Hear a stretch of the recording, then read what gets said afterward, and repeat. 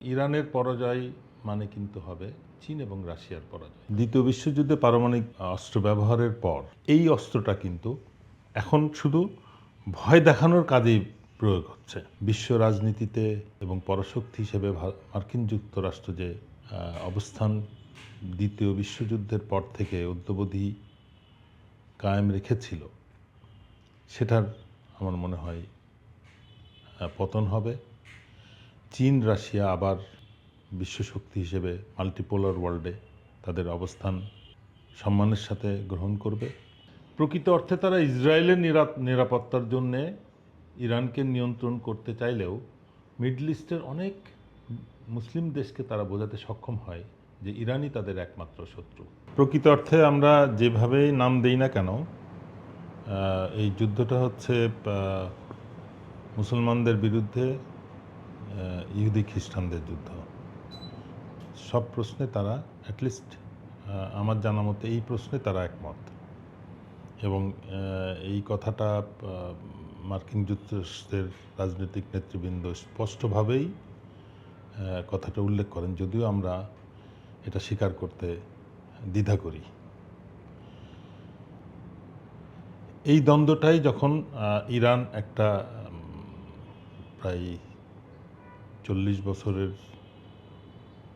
বেশি সময়ের রেস্ট্রিকশান পার করে নিজেদেরকে অর্থনৈতিকভাবেই শুধু না, সামরিকভাবেও স্বয়ংসম্পূর্ণ করে তুলেছে এবং আণবিক শক্তি অর্জনের একটা পর্যায়ে চলে গেছে, তখনই ইসরায়েল আমেরিকাকে প্রলুব্ধ করে ইরানকে নিয়ন্ত্রণ করার জন্য, বলা যেতে পারে বাধ্য করে। এবার গত বছরও একটা 12 দিনের চেষ্টা করে তারা ইরানের পরিস্থিতিটা যাচাইয়ের চেষ্টা করে সেটাকে থামিয়ে দেয়। ইরানও ওই সময় ইসরায়েল এবং আমেরিকার যৌথ সামরিক শক্তি প্রয়োগের টেকনিকটা রপ্ত করে নেয়। আমার মনে হয় এবারের যুদ্ধ এই মুহূর্তে ইরানের নিয়ন্ত্রণে, যদিও এটা শুরু করেছিল ইসরায়েল ও আমেরিকা। এবং এই যুদ্ধই শুধু মিডল ইস্টে না, আমি মনে করি সারা পৃথিবীর নিরাপত্তা বলয় যেটা সিচুয়েশন, যে ইউনিপোলার ওয়ার্ল্ড আমরা 90-এর পর থেকে দেখছিলাম, সেটাকে পরিবর্তন করে দিবে। 90-এর পর থেকে রাশিয়া, আগের সোভিয়েত ইউনিয়ন, যে নিজেদেরকে আবার পরাশক্তি হিসেবে উন্নত করেছে, চীনও একই সময়ে প্রভূত উন্নতি সাধন করেছে। শুধু ব্যবসা বা সামরিক দিক থেকে না, পঞ্চম প্রজন্মের যুদ্ধবিদ্যায়ও চীন ব্যাপক সমৃদ্ধি বা উন্নতি লাভ করেছে। সেটার আমরা কিছুটা উপলব্ধি করি গত বছর মে মাসের যে 4 দিনের যুদ্ধ পাকিস্তান ভারতের মধ্যে হয়। সে সময় শুধু তারা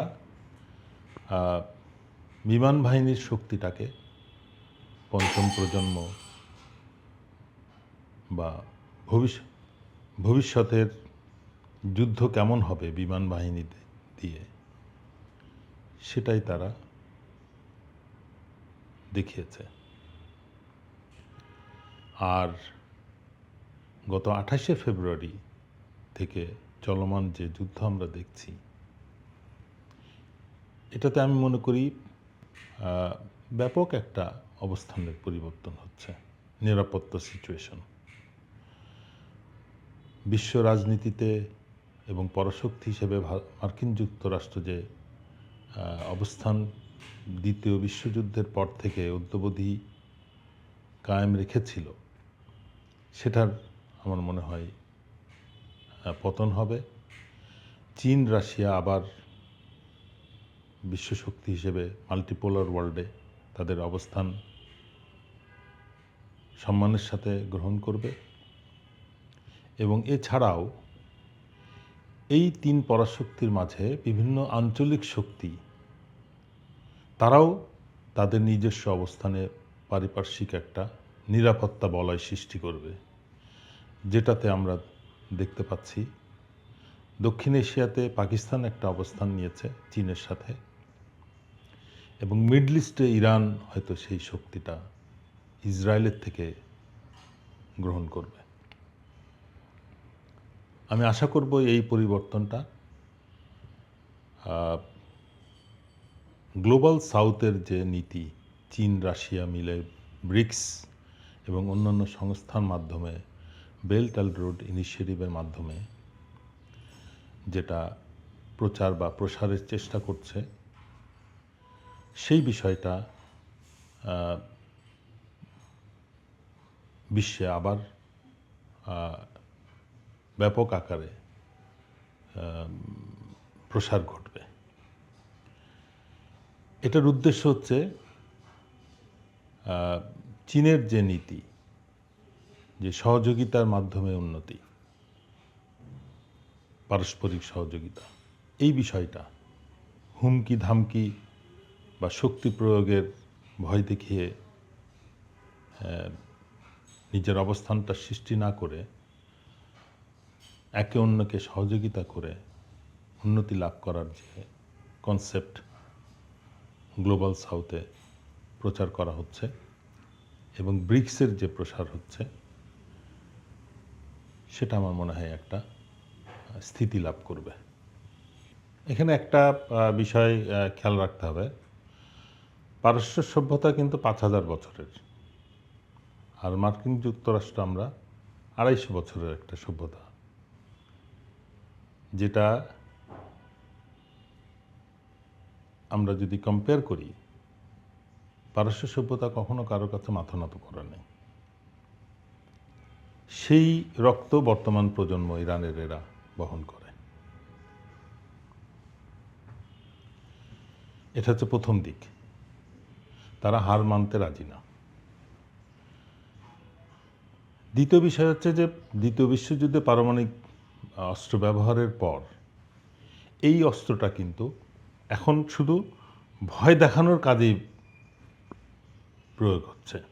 ইরানের মতো একটা রাষ্ট্র, পৃথিবীর শ্রেষ্ঠ শক্তিধর রাষ্ট্র যেটা বলি, পারমাণবিক বোমা সহ অর্থনৈতিকভাবে স্বাবলম্বী একটা রাষ্ট্র, যারা আমেরিকা দ্বিতীয় বিশ্বযুদ্ধের পর থেকে এটা শুনে আসছি, তাদের কাছে ইরান মাথা নত করতেছে না। যুদ্ধ চলছে, মানে ক্ষতিগ্রস্ত হচ্ছে, তারপরও তারা পিছু হটছে না। আর আরেকটা বিষয় হচ্ছে যে পৃথিবীর 1 নম্বর শক্তিধর রাষ্ট্র, পারমাণবিক অস্ত্র সমৃদ্ধ রাষ্ট্র, তারাও ইরানের সাথে পেরে উঠতে পারতেছে না। এই দুটার রহস্যটা আসলে কি? বিষয়টা হচ্ছে আমাদেরকে ভুলে গেলে চলবে না, পারস্য সভ্যতা প্রায় 5000 বছরের, আর মার্কিন যুক্তরাষ্ট্র যেটাকে বলা হয় ল্যান্ড অফ ইমিগ্রেন্টস, যেটা মাত্র 250 বছরের। যদিও দ্বিতীয় বিশ্বযুদ্ধে পারমাণবিক বোমা ব্যবহারের পরিপ্রেক্ষিতে তারা পরাশক্তিতে রূপান্তর হয় এবং যুদ্ধের শেষ পর্যায়টা তারাই নিয়ন্ত্রণ করেছিল।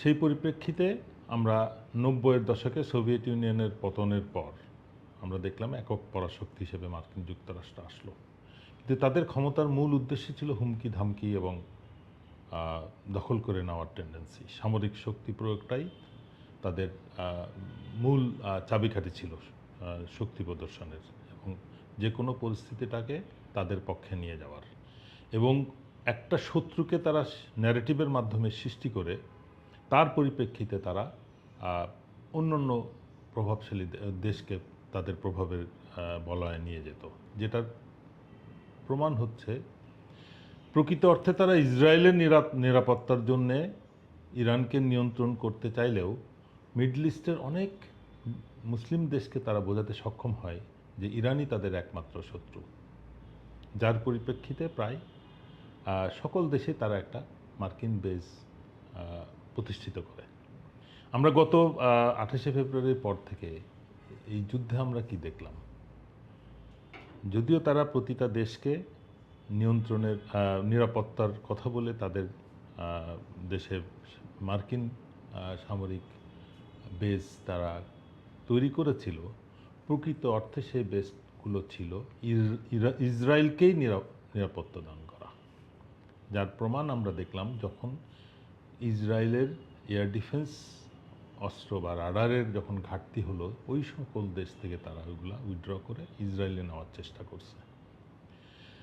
প্রতিটা দেশের বেজ আক্রান্ত হওয়ার সাথে সাথে তাদের মার্কিন বাহিনীর সদস্যরা বেজ ত্যাগ করে বিভিন্ন হোটেলে, বিভিন্ন রেস্ট হাউসে, বিভিন্ন অবস্থান নিয়ে তারা ওই দেশ, সম্পূর্ণ দেশটাকে একটা হুমকির মধ্যে নিয়ে যায়।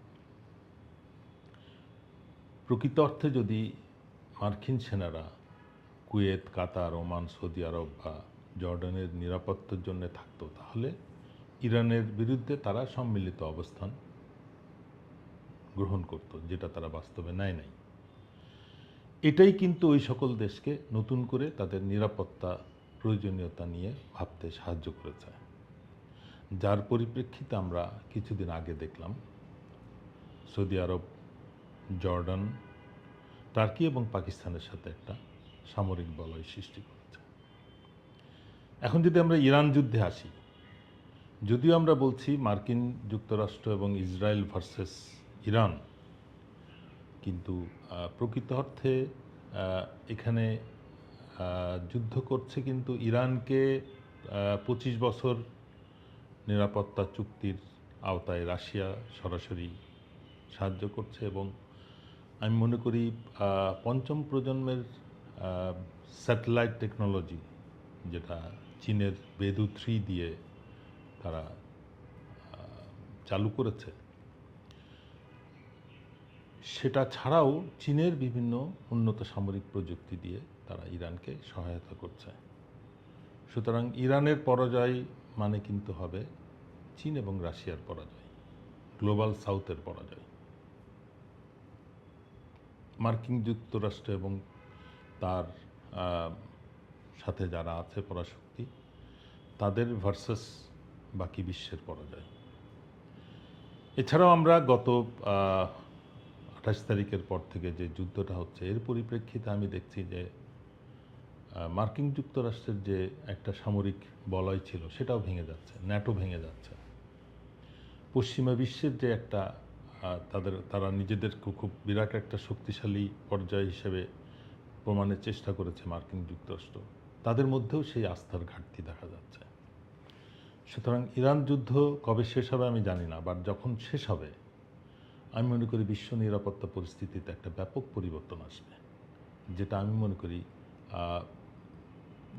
তৃতীয় বিশ্বের জন্য একটা মঙ্গলকর কিছু হবে। আচ্ছা, সেখানে কোনো একক পরাশক্তি থাকবে না, প্লাস যে নিরাপত্তা বলয় সৃষ্টি হবে সেখানেও কোনো আঞ্চলিক পরাশক্তি বা অত্যাচারী শাসক গোষ্ঠী থাকবে না। আমি বাংলাদেশ নিয়ে যদিও এখনও শঙ্কিত, আমরা আমাদের প্রতিবেশী থেকে মুক্তি পাবো কিনা সেটা নিশ্চিত না। আচ্ছা, কিন্তু প্রশ্ন যেটা দ্বিতীয়টা করলাম যে পারমাণবিক শক্তিধর হয়েও আমেরিকা কেন ইরানের সাথে বেরোচ্ছে না? এটার মূল প্রশ্নটা হচ্ছে যে আমেরিকা নিশ্চিত না যে ইরানের কাছে পারমাণবিক বোমা আছে কিনা। আমেরিকা ইরানের উপর, প্রথম প্রশ্ন হচ্ছে যে এই যুদ্ধটা সারা বিশ্বের কাছে স্পষ্ট হয়েছে যে এখানে আগ্রাসী শক্তি মার্কিন যুক্তরাষ্ট্র এবং ইসরায়েল, ইরান না। ইরান তাদের নিজেদের স্বাধীনতা সার্বভৌমত্বকে রক্ষার যুদ্ধ করছে। তারা একটা আগ্রাসী শক্তির আক্রমণকে প্রতিহত করার চেষ্টা করছে। সবথেকে ইন্টারেস্টিং বিষয় হচ্ছে প্রতিটা স্ট্র্যাটেজিক পয়েন্টে যখন আক্রমণ হচ্ছে, ইরান কিন্তু প্রতিশোধ নিচ্ছে, এবং সেটা হুঁশিয়ার করে যে তুমি আমার পাওয়ার প্ল্যান্ট আক্রমণ করলে আমি তোমার পাওয়ার প্ল্যান্ট আক্রমণ করব, তুমি আমার তেল ক্ষেত্র, গ্যাস ক্ষেত্র আক্রমণ করলে আমি তোমার গ্যাস ক্ষেত্র আক্রমণ করব, তুমি আমার সামরিক স্থাপনা আক্রমণ করেছো, সুতরাং আমি তোমার সামরিক স্থাপনা আক্রমণ করছি। এইভাবে নিয়ন্ত্রিত একটা যুদ্ধ, এটা আমি মনে করি সারা বিশ্বের জন্য একটা শিক্ষা। এবং আগামীর যুদ্ধটা আমরা যে ট্র্যাডিশনাল পদাতিক বাহিনী, আর্মার্ড ট্যাঙ্ক নিয়ে যে যুদ্ধের বিদ্যা আমরা নিয়েছি সেটাকে প্রায় অকার্যকর করে ফেলেছে। সেটা আমরা দেখতে পাচ্ছি দক্ষিণ লেবাননে ইরান যে ট্যাঙ্ক বহর নিয়ে আক্রমণ করেছিল সেটা চরমভাবে বাধাগ্রস্ত এবং পরাহত হয়েছে। যে ব্যাপক ধারণাটা রয়েছে ইরানের কাছে, তাদের নিজস্ব প্রযুক্তির নিউক্লিয়ার ক্যাপাবিলিটি ডেভেলপ ছাড়াও তারা সম্ভবত রাশিয়া থেকে 300-র অধিক নিউক্লিয়ার বোমা সংযোজিত মিসাইল পেয়েছে। সেটা নিয়ে ইসরায়েল এবং আমেরিকা চিন্তিত এই জন্যে যে সেটা শুধু ইসরায়েলের বিরুদ্ধে ব্যবহার হবে না, আমেরিকার যে কোনো বন্ধু রাষ্ট্রের বিরুদ্ধে ব্যবহার হতে পারে। তো সুতরাং যে যুদ্ধ লাগিয়ে আমেরিকা তার সকল মিত্রর সাথে বন্ধুত্বকে চ্যালেঞ্জ করেছে, তাদের নিরাপত্তার দুর্বলতাটাকে সারা বিশ্বের কাছে প্রকাশ করে দিয়েছে, তাদের সামরিক সক্ষমতাটাকেও কতটা যে দুর্বল এবং কতটা সীমিত সেটাও সারা বিশ্বের কাছে প্রকাশ করে দিয়েছে।